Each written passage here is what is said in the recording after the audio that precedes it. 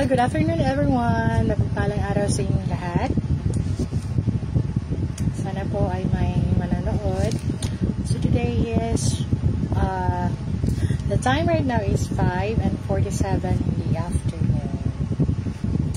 So sana po may manonood dahil may babahagi po ako mensahe ng ating makapangyarihang Diyos.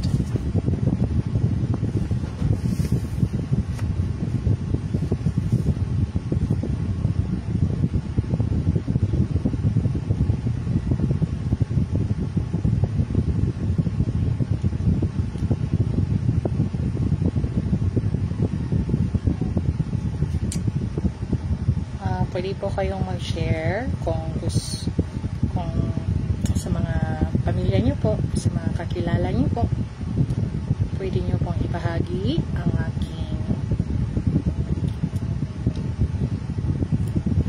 ang mensahe po ng Diyos ngayon. Ang aking ibabahagi po sa inyo. So, bago ang lahat, may alay po akong himno ng makapangyarihang Diyos dahil po nababalita na po natin sa panahon po ngayon ay marami na po mga sakuna ang nangyayari sa iba't ibang dako ng lugar. At habang may oras pa po, habang okay pa ang panahon dito sa aming lugar, nais ko pong bigyang kasiyahan Diyos kasi po nasa mga huling araw na po tayo at ang gusto ng Diyos ay maibahagi ang magandang balita. Kung may mga pagyaman kayo, mga kapatid, maaari din po kayong magbahagi sa kanila po tungkol po sa mensahe ng Diyos, ang makapangyarihang Diyos, dahil siya po ay nagbalik na sa mga huling araw. So, nagbalik na ang tagapagligtas at nagbabahagi siya ng mga milyong-milyong mga salita. So, ang tatalakayin po natin ngayon is, Diyos ang pinagmulan ng buhay ng tao. Pero bago po ang lahat, may mag-pray, I will play God's hymn, okay? Para talunin si Satanas at iligtas ang lahat ng tao. Hinahayaan ng Diyos lahat sa langit, lahat ng bagay sa lupa, sa dagat. Mga nilalang na makakita sa kilos niya't kapangyarihang walang kapantay. Sa pagkatalo ni Satanas, kita ng taong gawa ng Diyos, kaya't siya'y pinupuri at itinataas ang karunungan niya.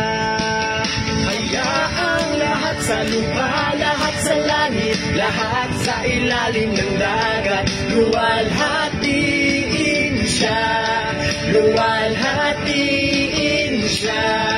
Hayaang purihin ng lahat ang kanyang kapangyarihan, lahat magpuri sa kanyang gawa. Isigaw ang banal niyang ngalan, isigaw ang banal niyang ngalan.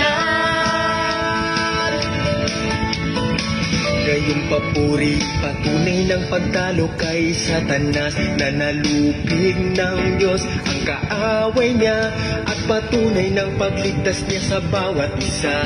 Niligtas ang nilikha niyang tao, mga nilalang nagpupuri, kalabay na talo niya, pumaparitong matagumpay, siya'y dakilang haring nagwawagi. Hayaang lahat sa lupa, lahat sa langit, lahat sa ilalim ng dagat, luwalhatiin siya, luwalhatiin siya. Hayaang purihin ng lahat ang kanyang kapangyarihan, lahat magpuri sa kanyang gawa. Isigaw ang banal niyang ngalan, isigaw ang banal niyang ngalan.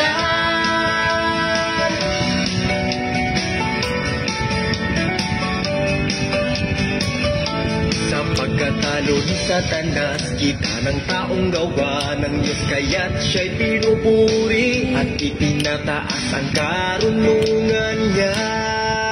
Hayaang lahat sa lupa, lahat sa langit, lahat sa ilalim ng dagat, luwalhatiin siya, luwalhatiin siya. Hayaang purihin ng lahat ang kanyang kapangyarihan, lahat magmuri sa kanyang gawa. Isigaw ang banal niyang ngalan, isigaw ang banal niyang ngalan. Hayaang lahat sa lupa, lahat sa langit, lahat sa ilalim ng dagat, luwalhatiin siya, luwalhatiin siya. Hayaang purihin ng lahat ang kanyang kapangyarihan, lahat magpuri sa kanyang gawa. Isigaw ang banal niyang ngalan, isigaw ang banal niyang ngalan.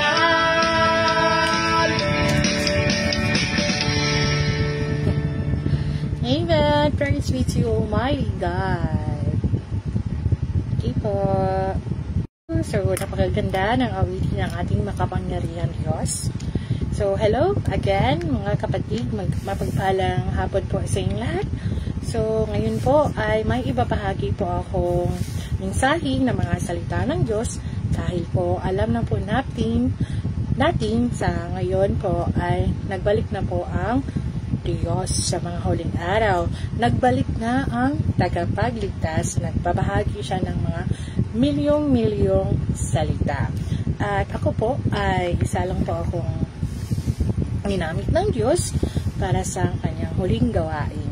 So, ako po ay bilang kapatid niyo po, brothers and sisters, masaya po ang aking puso, nagagalak po ang aking puso sa pagtanggap ng ating makapangyarihang Diyos. Although maraming mga pinagdadaan ng mga pagsubok, pagpipino, pero nandito pa rin po ako dahil sa awa at tulong ng ating Diyos na makapangyarihan. So, ang babahagi ko po ngayon is ang title po, ang pamagat po ng mga salita ng Diyos is Diyos ang pinagmulan ng buhay ng tao. So, babasahin ko lang po at kung ano man po ang ating naintindihan, so, akin lang po, I will share it to you, mga brothers and sisters. So, Diyos ang pinagmulan ng buhay ng tao. Sa sandaling isilang kang umiiyak sa mundong ito, sinimulan mong gawin ang iyong tungkulin para sa plano ng Diyos at sa kanyang ordinasyon. Ginagampanan mo ang iyong papel at sinimulan ang iyong paglalakbay sa buhay. Anuman ang iyong pinagmulan at anumang paglalakbay ang nasa iyong harapan, walang makakaiwas sa mga pagsasaayos at plano ng langit, at walang sinumang may kontrol sa sarili nilang tadhana, dahil siya lamang na namumuno sa lahat ng bagay ang may kakayahang gawin iyon. Mula nang umiral ang tao, iyon na ang ginagawa ng Diyos. Pinamamahalaan ang sansinuko, pinangangasiwaan ang mga panuntunan ng pagbabago para sa lahat ng bagay at kung paano gagalaw ang mga ito. Tulad ng lahat ng bagay, tahimik at hindi alam ng tao na pinalulusob siya ng tamis at ulan at hamog mula sa Diyos. Tulad ng lahat ng bagay, hindi alam ng tao na nabubuhay siya sa ilalim ng pagsasaayos ng kamay ng Diyos. Ang puso't espiritu ng tao ay nasa kamay ng Diyos. Lahat ng tungkol sa buhay niya ay namamasdan ng mga mata ng Diyos. Naniniwala ka man dito o hindi, anuman at lahat ng bagay, buhay man o patay, ay lilipat, magbabago, mapapanibago, at maglalaho. Alinsunod sa mga iniisip ng Diyos. Ganito pinamumunuan ng Diyos ang lahat ng bagay. So, amen! So mga kapatid, base po sa aking nauunawaan, ang ating buhay po ay nagmula sa Diyos. Kung wala ang Diyos, tayo po ay wala dito sa lupa dahil Diyos ang pinagmulan ng buhay. So, ibig sabihin po, Diyos ang nagtustos sa atin na mabuhay dito sa lupa. Siya ang nagbigay ng pagkain. Siya ang ating, kung sa English pa is oxygen, breath of life. God is the breath of life. So simulan na natin ang ating tungkulin nung bata pa tayo. So katong gamay pa dayta, mga kapatid, ibantayan na dayta ato ni God. Nga kaning bataan ni nga hilumon, palahilak, so kabaw na jud si God kung unsa jud ka. Nga nidako ta diri sa kalibutan. Nasayod ang Ginoo katong nataw pa ka na napata sa sapakan sa ato ang ginikanan ng atong inahan. So we are created by the image of God. So Diyos ang minagmulan ng buhay ng tao. Simula na tayong umiyak dito sa mundo, nagsimula na ang ating tungkulin sa buhay. At sabi naman ng Diyos, naniniwala ka man dito o hindi, anuman at lahat ng bagay, buhay man o patay, ay lilipat, magbabago, mapapanibago at maglalaho alinsunod sa mga iniisip ng Diyos. So, in other words po, nasa kamay po ng Diyos ang lahat ng kapalaran ng isang tao. So, katulad po sa akin is, malaki po ang aking pinag-aralan. 2 kurso po ang aking kinuha. Pero ginamit po ako ng Diyos sa pagpalaganap ng Ebanghelyo ng mga huling araw. So, I expected na I will become a teacher, but God's plan is the best. So, magiging guro pala ako sa pagpalaganap ng Ebanghelyo ng makapangyarihan Diyos. So, ang kapalaran ng isang tao ay nasa kamay ng Diyos. So I expect na first, I graduated as Bachelor's of Science in Hospitality Management, and my dream is to become a manager, pero wala gyapon ako nakuha. Nasakit ko, isang taon ako, is-digit na ako siya makuha ang akong gusto bitaw. That it's because ang kapalaran ng tao ay nasa kamay ng Diyos. So hindi ko nakuha ang gusto ko, so wala pa dyan ko nakontento, ni-eskwela pa dyan ko pagka-teacher. So, diploma and professional education. So, wala ko ka-take og board because na ako health problem, health condition, financial problem. So, wala na ko nakuha, wala ko ka-take og board. At the same time, kitawag na ko ni God ato. So, mga kapatid, so, nag-teach na ko og kids, pero naka-teach na ko kids og mga senior high school, naka-teach na ko, and then I am thinking ma-teacher jud ko nga official teachers jud no, pero dili dai no. So ang plano jud ni God is naa jud sa iyang mga kamot. So teacher day ko sa pagpalaganap ng Ebanghelyo ng makapangyarihan Diyos. So ang kapalaran ng bawat isa sa atin ay nasa kanyang mga kamay. Kasi sabi niya, magbabago, mapapanibago at maglalaho alinsunod sa mga iniisip ng Diyos. Ganito, pinamumunuan ng Diyos ang lahat ng bagay. So, tulad po ngayon na nababalita po sa panahon po ngayon sa kalamidad, marami po mga kalamidad na nangyayari dito sa bansang Pilipinas. Una-una po, ang naapektuhan po ay ang Davao at ang pangalawa ay ang Mindanao. So, dito po sa Cebu is, yes po, yung bagyong Odette. So, kasama po ako doon. Medyo na-trauma po ako sa bagyong Odette. So, years past is naka-move on po. So, prayers, then thanking God, asking God forgiveness, move on, travel, unwind sa sa nature ni God, then talking sa family, at then nakabubunan ulit ko sa katong bagyong Odette because it's my first time na naka-experience ato grabe nga bagyo. So first time pa na ako sa tibok na akong pagkatao, pagbata na ako na ibagyo, pero dili sama ato nga bagyong Odette, no. So ang kapalaran ng tao at ang bansa ay nasa kamay ng Diyos.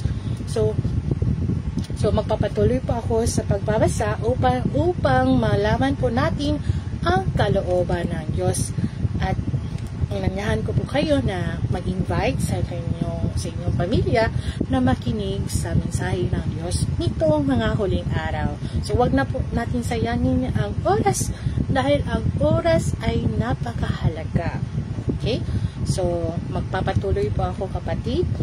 Habang tahimik na sumasapit ang gabi, walang malay ang tao dahil hindi mahiwatigan ng kanyang puso kung paano sumasapit ang dilim, ni kung saan ito nagmumula. Habang tahimik na lumilipas ang gabi, sinasalubong ng tao ang liwanag ng araw. Ngunit tungkol sa kung saan nagmula ang liwanag at kung paano nito naitaboy na ang dilim ng gabi, mas hindi ito alam ng tao at lalong wala siyang malay diyan. Ang paulit-ulit na pagsasalita ng araw at gabi ay dinadala ang tao mula sa isang panahon tungo sa isa pa. Mula sa isang konteksto ng kasaysayan tungo sa sumusunod, habang tinitiyak din na ang gawain ng Diyos sa bawat panahon at ang kanyang plano para sa bawat kapanahunan ay isinasagawa. Naraanan na ng tao ang mga panahong ito na kasama ang Diyos. Ngunit hindi niya alam na ang Diyos ang namumuno sa tadhana ng lahat ng bagay at buhay na nilalang ni kung paano ipinaplano at pinangangasiwaan ng Diyos ang lahat ng bagay. Ngunit mailap ito sa tao noon pa man hanggang ngayon. Bakit? Hindi dahil tagong-tago ang magawa ng Diyos, ni dahil kailangan pang maisakatuparan ang kanyang plano, kundi dahil napakalayo ng puso't espiritu ng tao sa Diyos, hanggang sa patuloy pa rin nagsisilbi ang tao kay Satanas, kahit sinusunod niya ang Diyos at hindi pa rin niya alam iyon. Walang sino mang aktibong naghahanap sa mga yapak at pagpapakita ng Diyos at walang sino mang handang mabuhay sa pangangalaga at pagkalinga ng Diyos. Sa halip, makaangkop sa mundong ito at sa mga patakaran ng buhay na sinusunod ng masamang sangkatauhan. Sa puntong ito, ang puso't espiritu ng tao ay naging parangal na niya kay Satanas at siyang bumubuhay rito. Higit pa rito, ang puso't espiritu ng tao ay naging lugar na kung saan si Satanas ay makakapanirahan at naging akmang palaruan nito. So, amen po mga kapatid. So, ang ibig pong sabihin ng mga salita ng Diyos na aking binabasa po, ang puso at espiritu ng tao po ay natiwali ni Satanas. Sa anong paraan?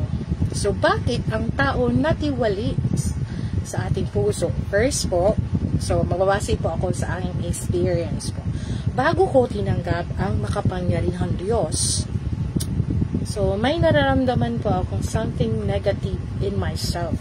So, nanatid ko yung calling ato ni God, no? So, akong heart is, I feel emptiness.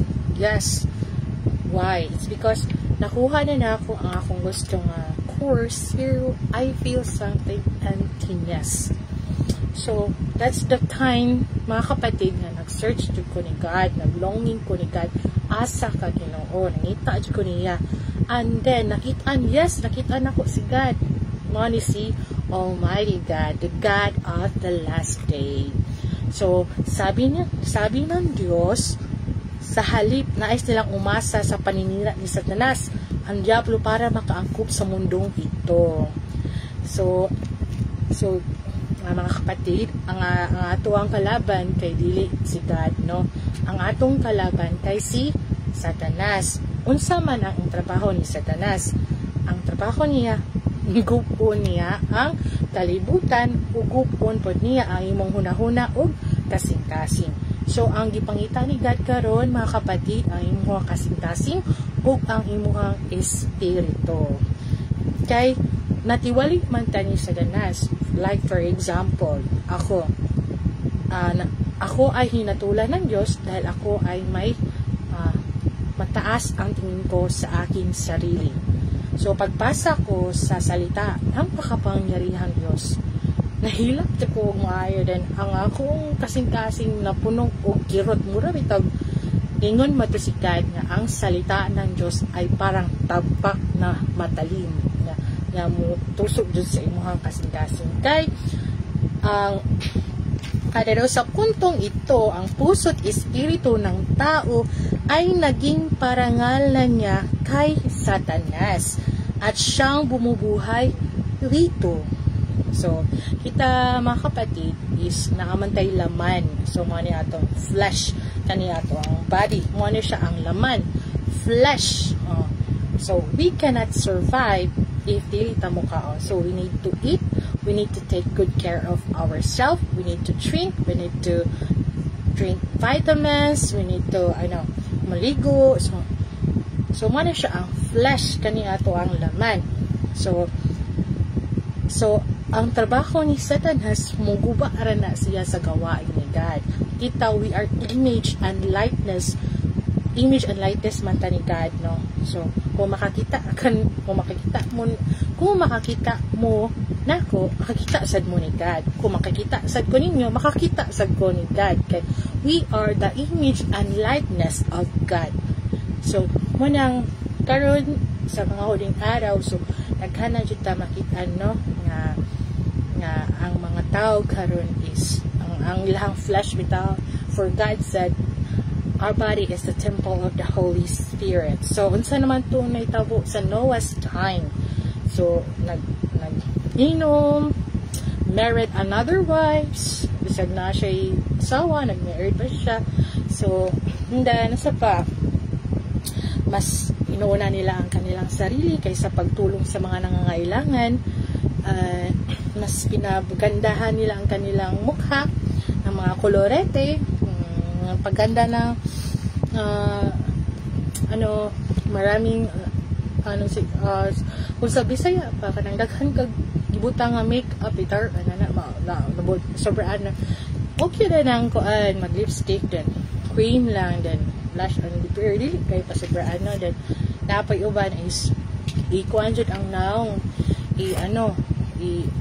singana na kanang ritoki ba. So it's a no-no ba ni God, no? Kay we need to appreciate kung sa gihatag ni God.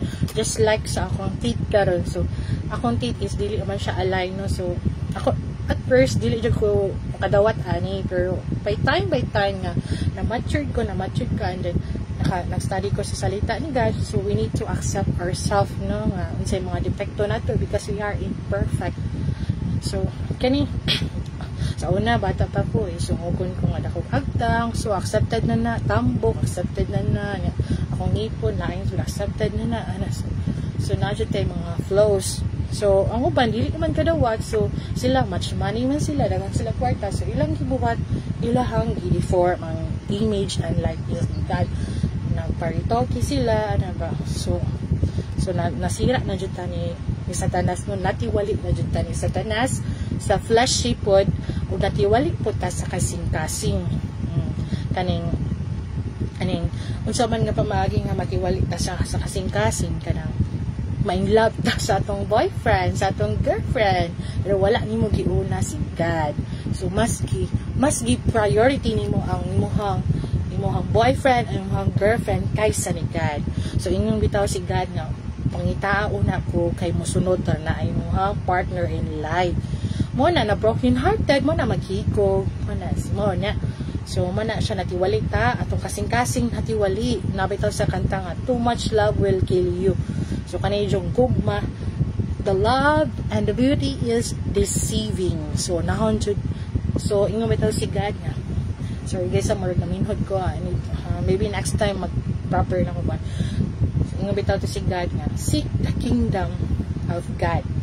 So nahon jud mo siya og pangita. Mo na natiwali jud tani sa tanas sa kasing-kasing espiritu. Oh, okay. So spirito, like for example, we worship the darkness.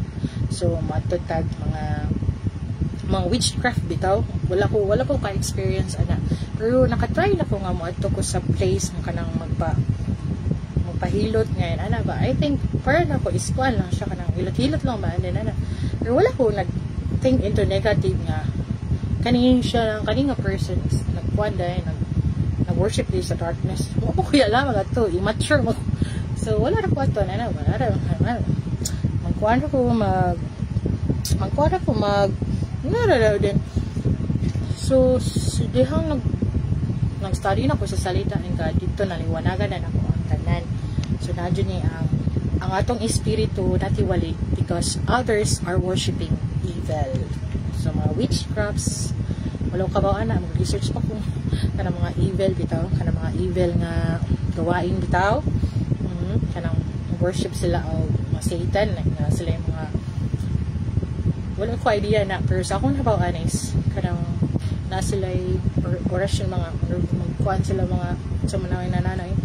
So yung atong espiritu natiwali ni Satan, no, ug atong kasing-kasing po.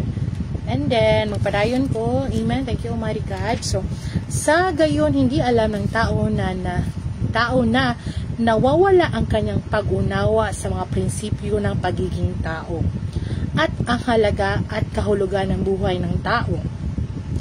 Ang mga batas ng Diyos at ang tipan sa pagitan ng Diyos at ng tao ay unti-unting naglalaho sa puso ng Diyos, sa puso ng tao, at tumitigil siya sa paghahanap o pagkikinig sa Diyos. Sa paglipas ng panahon, hindi na nauunawaan ng tao kung bakit siya nilikha ng Diyos. So ningon mo kaninyo mga kapatid, no, nga ang ato kita tao as a human being natiwali jud ni Satan sa hunahuna o sa espiritu. So kato nga person nga natiwali ni Satan, na blind siya, sa dito ra siya nakaamgo sa tanan niyang sayop kanang wahi na bitaw, wahi na ba. So wahi nasa huli jud ang pagsisisi nung nasa mo kanang quotes ba mo to tinuod jud na nasa huli ang pagsisisi. So ako pud guys, mga kapatid, I've been there sad also nga matiwali sa puso at espiritu. It is because it is written in the scriptures na walang taong matuwid, lahat ay nagkakasala. Kailangan po upang malaman po natin kung saan tayo nakakasala ng Diyos, dapat po ay magbasa tayo ng mga salita ng Diyos at alamin ang kalooban ng Diyos. So, wahi na ang tanan nga nagsisi na siya, pero hindi dapat mag-uol mga kapatid. If you are willing ka mag-usab, God will still accept you, man God. So, dili ka dapat mag-uol nga feeling mo nga wala nakagilaw ni God, kaya it's because natukso magutagod temptation ba. So willing gapon ka dawaton ni God, kay basta ang imong pagkuan bitaw, ang imong pag-ask of forgiveness ni God is tinuod kita nga walang halong keming, walang halong tinuod dawaton jud ka ni God, no. So So, labi na karon mga kapatid, na dapat mabalik na ta sa ato ang makapangyarihan Dios dahil ito na po ang huling araw at huling pagliligtas. So, ang mga batas ng Diyos at ang tipan sa pagitan ng Diyos at ng tao ay yung naglalaho sa puso ng tao at tumigil siya sa paghahanap o pakikinig sa Diyos. Sa paglipas ng panahon, hindi na naunawa ng tao kung bakit siya nilikha ng Diyos. So, natintal man siya. So, hindi niya naunawaan ang mga salitang nagmumula sa bibig ng Diyos. So, kaya siya, kind of person is marag shallow bitaw nga, di siya kasabot. So, sa imong buhaton nga, masabtan nimo ang mga salita ng Diyos, you need to have an open heart and a seeking heart. So, na kay open heart, musik pa jud ka og more. Kung wala ka nasabtan, kay ningon bitaw ang Ginoo nga, seek me with all your heart. Gabayan jud kaniya, no? So, at lahat ng nagmumula sa Diyos, sa gayoy nagsisimula ang tao na labanan ang mga batas at utos ng Diyos. So, sa katong panahon, sa naroon tuiga, 2024 na ron. So, sa katong panahon pa jud ni Jehovah, ni Jesus Christ. So, daghan jud tong mga niaway ni God, no? Wala nito nga siya si Mesaya nga ni balik. So, moton, kangyapon ni kalaban ni God sa katong mga panahon. Sa naroon tuiga, 2024 na ron, guys, mga kapatid. So, at nagiging manhid ang kanyang puso't espiritu. Nawawala sa Diyos ang tao na orihinal niyang nilikha at nawawala sa tao ang ugat na orihinal niyang taglay. Ito ang bighati ng sangkatauhan. Ang sangkatauhan ito. Sa katunayan, mula sa pinakasimula hanggang ngayon, nagsasaayos na ng isang trahedya ang Diyos para sa sangkatauhan. So kanino, mga kapatid, dili din siya coincidence na nakita mo siya kung live. So, it's God's arrangement. But, ingon ang Ginoo nga dapat kayo ay makipagtulungan upang matapos ang gawain ng Diyos sa mga huling araw. So, kung gusto nyo po mas mapalapit pa po ang inyong pamilya ng ating Diyos, maaari po kayong mag-share sa aking live sa inyong pamilya po upang makinig sa pagbabahagi po ng ating makapangyarihan Diyos. Ako lang po ay ginamit ng Diyos. Ako lang po ay isang nilikha. At bilang boses ng Diyos, so nandito po ako sa inyong harapan para ibahagi po ang magandang mensahe ng Diyos. So magpapatuloy po ako kung saan ang tao ay kapwa bida at biktima at walang makasagot kung sino ang direktor ng trahedyang ito. So, kita, no? From the moment nga may pata, hantod ni dako ni eskwela, hantod nagka-mature, hantod nga nakabawa na ta sa reality, wala ta nag-expect nga inani ang atong life. So, hiningon bitaw ang Ginoo, you need to choose your own path. Kailangan ang path nga ay muhang gipili kalooban ni God o ang imong path nga imong gipili is naba sa kahayat or sa kangit-ngit. Kay si Satan, ang iyang trabaho, mudisibra na siya. Sunod-sunod na ang Satanas. So, thankful ko ni Almighty God na isa ko sa iyang ginamit sa mga huling araw sa pagbabahagi. Pero ang pag-accept na ko niya is dili jud siya lalim. Life and death. Pero akong gibuhat ato nag-prayer jud ko, God, kung unsa imong plano para na akong dawato na imong judgment and chastisement. Grabe jud kayo ako ang mga pagsubok. Makahilaka og dugo.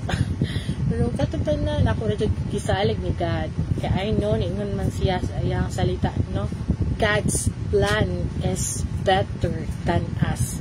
So kato jud nga words nga akong pinaghugutan nga. Salig ra jud ko nimo, God, salig ra jud ko. So, padayon ta mga kapatid, wala na po tayong oras. Sa kalawakan ng mundo, umaapaw ang karagatan hanggang sa kaparangan. Tumatabon ang kaparangan sa karagatan ng paulit-ulit. Maliban sa kanya na namumuno sa bawat bagay sa lahat ng bagay, walang sino mang may kakayahang umakay at gumabay sa sangkatauhan. walang sino mang makapangyarihang magtatrabaho o maghahanda para sa sangkatauhan ito. Lalo nang walang sino mang makakaakay sa sangkatauhan ito tungo sa kantungang liwanag at magpapalaya rito mula sa mga kawalan ng katarungan sa mundo. Nanangis ang Diyos sa hinaharap ng sangkatauhan. Nagdadalamhati sa pagkahulog ng sangkatauhan. So balik ko na ko mga kapatid ha, para nato ang Ginoo nalipay karon, which is no. Si God kay naguol siya nato. Kay gusto ni God nga kita tanan maluwas. So para sa mindset sa ubang tao, ang Ginoo nalipay or nalipay ra permi dili sama ra pod siya nato nga maguol, masakitan, masuko. Pero kuan lang siya, spirit lang siya, dili lang nato siya makita. Si God sama ra siya nato nga masakitan pod. So katong wala pa ko kay jud ani no. Para na ko is God is good jud all the time nga work. Sama ra siya nato nga na feelings. Pero lahi lang jud si God kay siya man ang authority, siya ang creator. So lahi lang siya nato nga iyang nilikha, lahi po si God. Kay si God is the authority man. Siya man ang the Lord of Lords, the Kings of Kings. So walang sino mang makapangyarihang magtatrabaho o maghahanda para sa sangkatauhan ito. Lalo nang walang sino mang makakaakay sa sangkatauhan ito tungo sa hantungang liwanag at magpapalaya rito mula sa mga kawalan ng katarungan sa mundo. Nananangis ang Diyos sa hinaharap ng sangkatauhan, nagdadalamhati sa paghulog ng sangkatauhan at nasasaktan dahil naglalakad ang sangkatauhan ng dahan-dahan patungo sa pagkabulok at sa landas ng walang balikan. So, nag-uol day si God nato nyo kay maulagi nga karong panahon karon wala na jud tay kita og mga nindot nga makita tag manindot nga tanawin, pero kuan naman to siya good human made naman gud siya, dili naman to God made, good human made na siya pa, so dili na siya natural. So wala pang nakakaisip kung saan ang maaring patunguhan ng isang sangkatauhan na bumigo sa puso ng Diyos at nagtakwil sa kanya para hanapin ang Diablo. Ito mismo ang dahilan kung bakit walang nakadarama sa galit ng Diyos. Kung bakit walang naghahanap ng paraan para mapalugod siya o nagsisikap na mapalapit sa kanya. At bukod pa riyan, kung bakit walang naghahangad na maunawaan ang kanyang dalamhati at pasakit. Kahit matapos marinig ang tinig ng Diyos, patuloy na tumahak ang tao sa sarili niyang landas. So, in other words po, mga kapatid, nga ang tao daw nga naghahanap sa katotohanan at nakikinig ng mga salita ng Diyos, bitaw, nibalik lang gihapon sa katuyang, for example, kanina person nga bad, isa din siya God's words, ibawa na siya kamaturan, nibalik gihapon sa siya ato ang iyang binuhatan nga maligno. So, mani yung pasabot ni God nga, kung ikaw na bilang bagong tao na hindi ka na katong old ni mga pagkaikaw nga, si Burley, magita ka si Burley, ka ng Arctic, ka si Burley, ka ng Kuan, ka ng gusto kayo mang jazz, ka si Burley. Nawala na to siya, pero kung kaning tao, mubalik sa Ginoo, mubalik gihapon to ang iyang pagkasiya katong sa una. So, ningon bitaw to ang Ginoo nga, huwag kayong mawala sa aking paningin. So, iyang pasabot mga kapatid nga dapat mangita jud ta ni God every day, every hour, every minute nais kang makita. So, kita mga kapatid, mangita jud ta ni God. Bata patahan to magkuwang ta mangita jud ta ni God. Mangita ta siyang kalooban, magpray ta niya, magpasalamat nga gitagaan patag chance na mabuhi diri sa kalibutan, makita pa nato atong mga mahal sa kinabuhi, mapalit pa nato ang atong gusto, kung nasa tayo kapalit, kung wala. So, ano na siya mga kapatid niya, kung ikaw nadiligan na ka sa mga salita ng Diyos, ayan na dito balik ka ang muhang pagka ikaw sa una. So nabigo gihapon si God man kay naman daw uban nga nabalik na niya pero balik gihapon sa dati. Muna ang Ginoo karon nagdalamhati ko siya. Wala siya nalimpay, nagkuul po siya o nasakitan. So magpapatuloy po ako mapakat mga kapatid kasi mahaba pa. Okay. Kahit matapos marinig at tinig ng Diyos, patuloy na tumatahak ang tao sa sarili niyang landas. Pilit na lumalayo sa Diyos, umiiwas sa biyaya at kalinga ng Diyos, at lumalayo sa kanyang katotohanan, mas ginustong ibenta ang kanyang sarili kay Satanas. Ang kaaway ng Diyos at sino na ang nakapag-isip dapat bang ipilit ng tao ang katigasan ng kanyang ulot tungkol sa kung paano kikilos ang Diyos sa sangkatauhan ito na nagpaalis na sa kanya na hindi man lang lumiringon.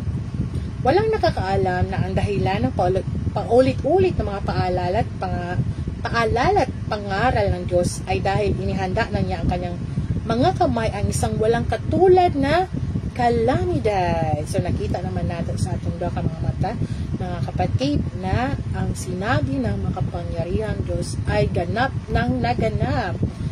So yaong hindi kakayanin ng katawan at kaluluwa na tao. So mo ni ang pinaka mag-uol na ko karon mga kapatid, no, kay yes, God apil mo nagkuhan kay nilika mo ko ni God. So ako magunahon ako ba kung maabot ni ba feel na ko I don't know, mamatay na ko ani si bako lang ginapak mabuhi, you know. Wala siya, no, nga isang walang katulad na kalamidad yaong hindi kakayanin ng katawan at kaluluwa na tao. Ang kalamidad na ito ay hindi lamang isang kaparusahan sa katawan, kundi pati na rin sa kaluluwa. Kailangan mong malaman ito. Kapag nabigo ang plano ng Diyos at kapag walang tumugon sa kanyang mga paalala at pangaral, anong klaseng galit ang kanyang ipamamalas. Isang bagay ito na hindi pa nararanasan o naririnig ng sino mang nilalang. Kaya sinabi ko, ang kalamidad na ito ay walang katulad at hindi na mauulit kailanman. Sapagkat ang plano ng Diyos ay minsan lamang likhain ng tao at minsan lamang iligtas ang sangkatauhan. Ito ang unang pagkakataon at ito rin ang huling.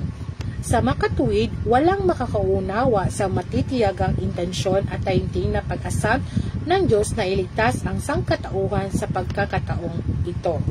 Nilikha ng Diyos ang mundong ito at dinala ang tao isang nabubuhay na nilalang na pinagkalooban niya ng buhay. Sumunod, nagkaroon ng mga magulang at kamag-anak ang tao at hindi na nag-iisa. Mula nang unang makita ng tao ang material ng mundong ito, itinadhana siyang mabuhay sa loob ng ordinasyon ng Diyos. Ang hininga ng buhay mula sa Diyos ang sumusuporta sa bawat nabubuhay na nilalang sa kanyang paglaki hanggang sa kanyang pagtanda. Sa prosesong ito, walang nakadarama na lumalaki ang tao sa ilalim ng pangangalaga ng Diyos. Sa halip, naniniwala sila na lumalaki siya sa ilalim ng mapagmahal na pangangalaga ng kanyang mga magulang at na ang likas na pag-uugali niya sa buhay ang gumagabay sa kanyang paglaki. Ito ay dahil hindi alam ng tao kung sino ang nagkaloob ng buhay niya o kung saan ito nanggaling. Lalo nang hindi niya alam kung paano lumikha ng mga himala ang likas na pag-uugali niya sa buhay. Ang alam lang niya ay na pagkain ang salita ng pagpapatuloy ng buhay na pagtitiyaga ang pinagmula ng kanyang pag-iral at ng mga paniniwala sa kanyang isipan ang puhunan kung saan nakadepende ang kanyang pananatiling buhay. Tungkol sa biyaya at panustos ng Diyos, walang anumang naaalala ang tao. Kaya nga, inaaksaya niya ang buhay na ipinagkaloob sa kanya ng Diyos. Wala rin isa sa sangkatauhang ito na pinangangalagaan ng Diyos gabi't araw ang nakukusang sambahin siya. So thank you Almighty God. So ningon si God nga mga kita wala jud ta nang ginusara no gitagaan ta niya nagbuo ang Diyos ng mga pamilya kaniya to mga tiya, mga tiyo, mga magpapa. So na jud tay katutuwang sa buhay, hindi tayo nag-iisa. So may pamilya tayo. So magpapatuloy ako kapatid. Patuloy lang ang Diyos sa paghubog sa tao nang walang anumang inaasahan tulad ng plano na niya. Ginawa niya iyon sa pag-asang balang araw magigising ang tao mula sa kanyang panaginip at biglang matatanto ang halaga at kahulugan ng buhay, ang halagang katumbas ng lahat na naibigay ng Diyos sa kanya at ang sabik na kahilingan ng Diyos na bumalik ang tao sa kanya. Wala pang sino mang sumuri sa mga lihim ng pamamahala sa pinagmulan at pagpapatuloy ng buhay ng tao. Diyos lamang na nakakaunawa sa lahat ng ito, ang tahimik na nagtitiis ng pasakit at mga dakok na ibinibigay ng tao, na nakatanggap na lahat mula sa Diyos ngunit hindi nagpapasalamat. Natural lang na tinatamasa ng tao ang lahat ng idinudulot ng buhay at gayon din natural lang na ang Diyos ay ipinagkanulo, kinalimutan at hinututan ng tao. Gayon kaya talaga kahalaga ang plano ng Diyos? Gayon kaya talaga kahalaga ang tao, ang buhay na nilalang na ito na nagmula sa kamay ng Diyos. Ang plano ng Diyos ay siguradong mahalaga, gayon man ang buhay na nilalang na ito na nilikha ng kamay ng Diyos ay nabubuhay para sa kapakanan ng kanyang plano. So, amen. Thanks be to Almighty God. So, ningon si Almighty God nga, kita daw, iyan nilikha bilang isang sangkatauhan o nilalang. So, nadito ito ang sariling plano. Wala daw ta nakiayon sa Diyos, sa kalooban ng Diyos. Kaya hindi po tayo nagpapasalamat ng Diyos sa mga biyayang dumating po natin. So, sabi ng Diyos, ang Diyos ay ipinagkanulo, kinalimutan, at hinututan ng tao. So, dapat po tayo magpasalamat ng Diyos sa lahat ng biyaya na ating natanggap sa ating buong pamilya. Sa makatuwid, hindi pwedeng sayangin ng Diyos ang kanyang plano dahil sa galit sa katawang ito. Para sa kapakanan ng kanyang plano at para sa hiningang inilabas niya, kaya tinitiis ng Diyos ang lahat ng hirap. Hindi para sa katawan ng tao, kundi para sa buhay ng tao. So, para nato, no nga, as a human being, para nato, no nga, wala nag-antos si God, kay mo ganit, powerful siya. So, it's a no, it's a, dili siya mao, no? Si God, kay nag-antos po para matustusan ta sa atong mga panginahanglan sa kinabuhi. Una-una, yung pagkaon, atong breath of life. Si God is the breath of life. Kung wala ang Ginoo, patay na dadiri, no? Kay we are protected man ni God. Kay ang kalaban ni God naaman diri sa earth, which is the devil, the demons. Kung wala si God nga nag-rule over any nga world, so patay, hagbay na tan namatay. Kay ang demonyo or Satans naa diri sa kalibutan. Hindi lang wako kita kay I am protected my God man. Pero na ako yung ma-feel na something negative pero sa mind. O, labi na ka na masakita, no? We feel something negative. Pero we don't entertain the idea of Satan. So mag-pray tayo ta. We are protected man by God. Mong wala kayo ta na apektuhan kay protected man ta sa iyang care and protection. Pero ang kaaway ni God na adyo diri sa lupa, si Satanas ang kangit-ngit pa. Una unsa man ang ipangguba ni Satanas. Giguba ni Satanas ang atong pagkaon karon. So wala na healthy nga food. Nanong wala na may healthy kay from the vegetable itself. Kung ano na siya, chemical na ang gamiton para dali ra siya mamutubo. Sa pagkaon karon, kailangan ba siya gamiton chemicals para di siya mutaot, isod na to sa freezer. Utangan na to inject para mag long last siya, so dili na siya healthy, no mga kapatid. And then kaning atong pollution, kanang air nga atong nalanghap karon. So wherever we go, labi na matuta sa mga populated, mga crowded area, no, ma-feel dyan na ito nga baho na dyan ang atong hininga. Yan, gawas na ito, makakita tayong mga hugaw kayo mga basura nga nagkatag, and then ansa pa man kaning technology karon iguba ni Satanas ang earth.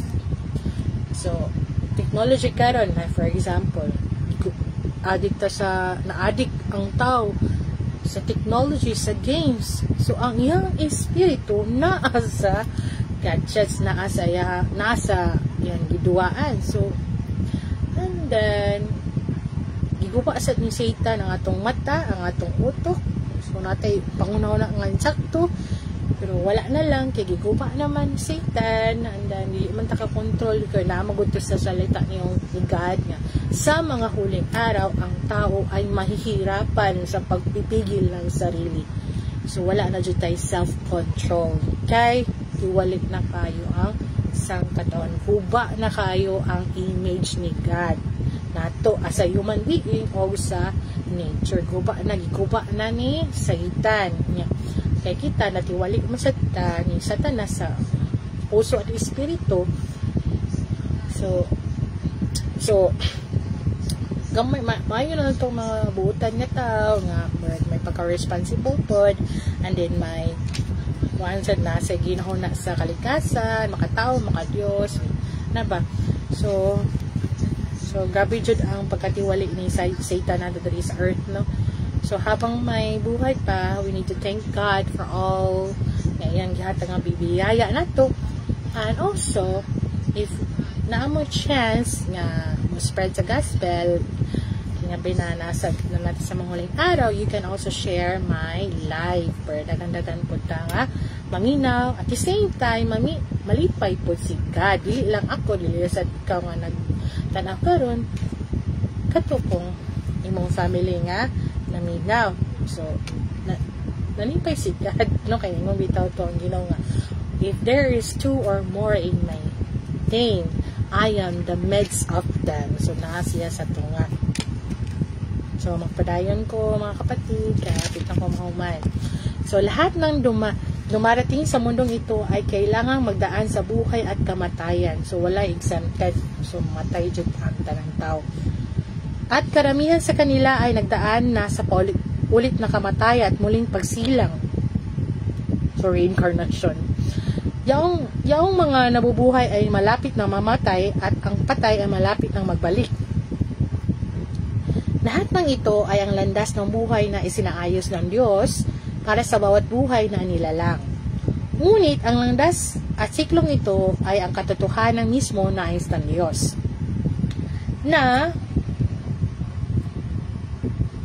Nawala ko. Yaong mga nabubuhay ay malapit ng mamatay at ang patay ay malapit ng magbalik. Lahat ng ito ay ang landas ng buhay na isinaayos ng Diyos para sa bawat buhay na nilalang. Ngunit ang landas at siklong ito ay ang katotohanan mismong nais ng Diyos na makita ng tao na ang buhay na ipinagkaloob ng Diyos sa tao ay walang hanggan. Hindi mapipigilan ng katawan, panahon o kalawakan. Ito ang hiwaga ng buhay na ipinagkaloob ng Diyos sa tao. At patunay na ang buhay ay nagmula sa Kanya. Bagamat maaaring maraming hindi naniniwala na ang buhay ay nagmula sa Diyos. Hindi maiiwasan na tamasahin ng tao ang lahat ng nagmumula sa Diyos. Naniniwala man sila o hindi sa kanyang pag-iral, kung sakaling dumating ang araw na biglang magbago ang puso ng Diyos at naisin niyang bawiin ang lahat ng umiiral sa mundo at ang buhay na naibigay niya, mawawala na ang lahat. Ginagamit ng Diyos ang kanyang buhay para tustusan ang lahat ng bagay, kapwa buhay at walang buhay na dinadala ang lahat sa magandang kaayusan sa bisa ng kanyang kapangyarihan at otoridad. Ito ay isang katotohanan na walang makakaisip o makakaunawa. At ang mga katotohanan hindi maunawaan ang siyang mismong pagpapakita at katibayan ng pwersa ng buhay ng Diyos. Ngayon may lihim akong sasabihin sa iyo. Ang kadakilaan at kapangyarihan ng buhay ng Diyos ay di maaraw ng sinumang nilalang. So, So mga kapatid, as a human being na nilikha ni tiny created being, dili siya dato marok ang gawain ng Dios. So many diri no sa ato dinhi sa earth no dagan jud makig-debate about sa salita ni God no about sa kanang God's words ni God. Dagan jud mo debate, so that we need to humble ourselves and we need to deny ourselves. So kay ang gawain ng Diyos ay di kayang maarok ng nilalang. So gayon ito ngayon tulad noon at magkagayon pagdating ng panahon. Ang pangalawang lihim na sasabihin ko ay ito: ang pinagmumula ng buhay ng lahat ng nilikha ay ang Diyos. Gaano man ang kanilang pagkakaiba sa anyo o kayarian, anumang uri ka ng buhay na nilalang, hindi ka maaaring sumalungat sa landas ng buhay na itinakda ng Diyos. Kayunman, ang nais ko lang ay maunawaan ito ng tao. Kung walang pangangalaga, pag-iingat at palustos ng Diyos, hindi matatanggap ng tao ang lahat ng dapat niyang matanggap. Ganun man katindi ang kanyang pagsisikap o pagpupunyagi kung wala ang panustos ng buhay mula sa Diyos, nawawala ng pagpapahalaga ang tao sa buhay at nandiwa ng kahulugan ng buhay. Paano matutulutan ng Diyos na sayangin ang tao ang halaga ng kanyang buhay na walang inaalala? At tulad ng nasabi ko dati, huwag kalimutan na ang Diyos ang pinagmula ng iyong buhay. Kapag nabigo ang tao na itanggi ang lahat ng ipinagkaloob ng Diyos, hindi lamang babawiin ng Diyos ang ibinigay niya sa simula, kundi ay pagbabayarin niya ang tao ng doble ng halaga ng lahat ng naibigay niya. Amen. Thanks be to Almighty God. All glory be to Almighty God. So yan lamang po ang ibabahagi ko po ngayon. So ang pamagat po ng mensahe ng Diyos po na aking ibinahagi po ngayon ay Diyos ang pinagmula ng buhay. So ako po ay nagpasalamat sa makapangyarihan Diyos dahil binigyan niyo pa ako ng pagkakataon na may bahagi niyo po ito sa inyo. Kung maaari po ay maaari din po kayong magbahagi sa inyong mga mahal sa buhay. You can share my post po, my live. Kasi po, ang gusto po ng Diyos ay marami ang makakarinig niya sa kanyang mga salita. Lalo na nasa mga huling araw na po tayo. Ako po ay may pinagdaraanan din po. So, hindi po madali ang paglaganap ng mga salita ng makapangyarihan Diyos. Unang-una po ay ang aming kalaban ay ang si Satan, ang among kontra. So, mga kapatid, kung naamoy nasabtan or kung wala makasabot ang tanan or kung naamoy wala nasabtan, pwede ra mo comment sa ako willing ra ko mo help sa abot ra pud sa akong makaya. So, bago ko tatapusin ang lahat, mag-iiwan pa ako ng isang awitin na ating makapangyarihan Diyos. Bigyan po natin siya ng kapurihan. Okay, wait for a moment.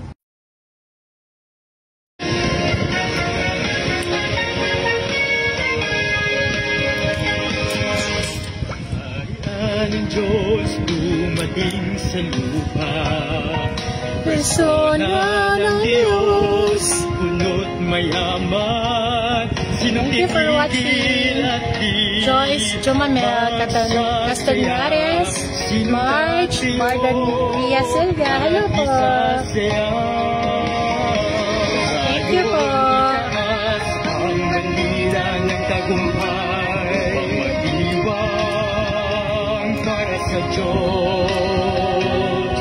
Awitin ang iyong awit ng tagumpay upang ipalaganap ang kanyang nganang banat sa buong mundo. Di mabilang na tao pumupuri sa Diyos at tinataas ngalan niya. Pilitin na nila mga gawa niya. Ngayon kaharian niya'y dumating sa lupa.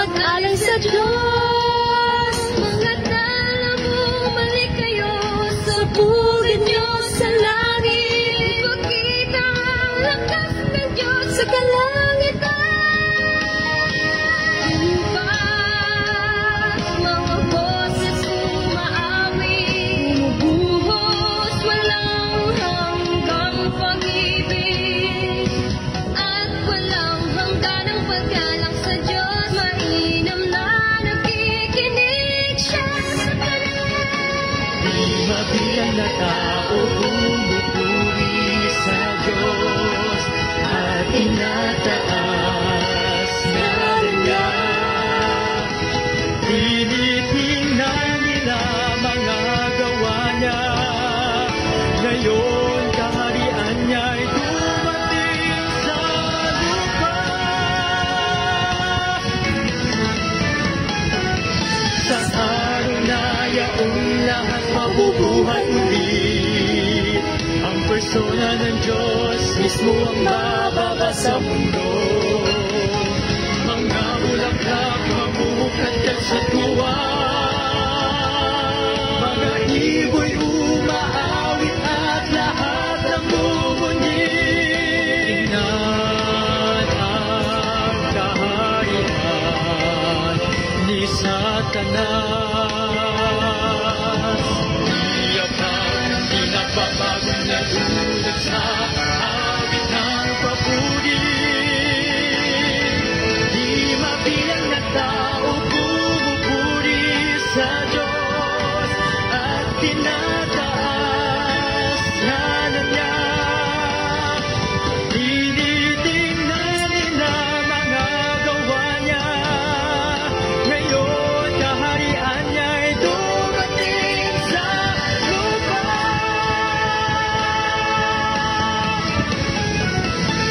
Silos ang mundo ang papalas kapag tumateo ang Diyos sa gitna ng mga tao.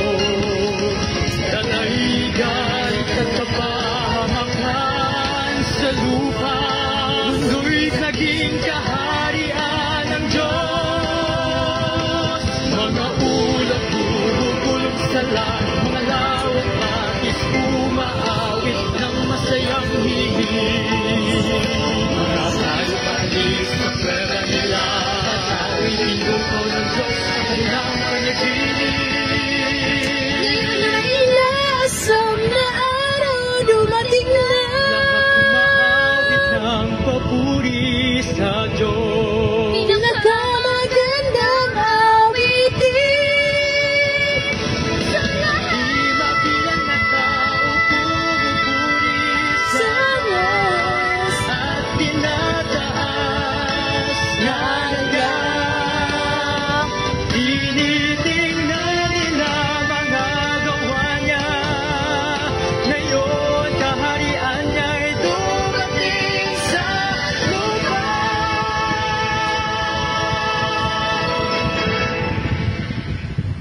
Okay, thank you, my God. God bless you all. Next time, I hope po is marami na po ang makikinig sa mga salita ng Diyos itong mga huling araw. Huwag po natin sayangin ang technology ngayon. Dapat po kung may cellphone kayo or mga technology, dapat po ay ibahagi natin ang mga salita ng Diyos. So, it's your opportunity to spread the gospel, the good news of God. I hope you support me po. I hope to see you soon. God bless you. Love you po. Thank you, my God.